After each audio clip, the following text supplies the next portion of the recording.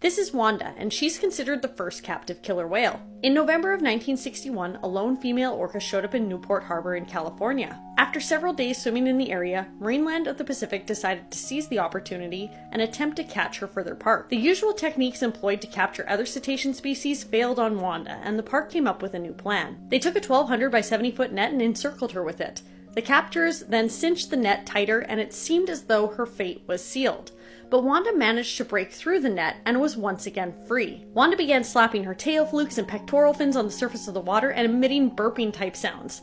And I always like to think in this moment that she was laughing at them. Wanda continued to evade her captors, much to the delight of onlookers that had gathered to cheer on the whale. But Marineland persisted, and eventually they netted her and transported her to a small tank at Marineland.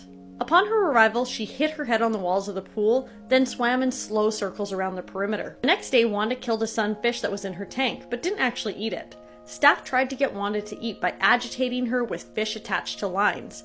Wanda lashed out, biting at the fish, and staff noticed that she had extremely worn down teeth. The next morning, after less than 2 days in her tank, Wanda became extremely agitated and started swimming at high speeds around her small enclosure, sometimes hitting her body on the tank walls. She then swam into a flumeway, convulsed, and died. A necropsy was performed, and it was interesting to say the least. Wanda's stomach was infested with nematodes, her heart and blood vessels showed advanced atherosclerosis, and she had an old fracture to her jaw. On top of this, she had extreme tooth wear, and decades later it was discovered that she was an offshore killer whale, an ecotype that specializes in hunting sharks.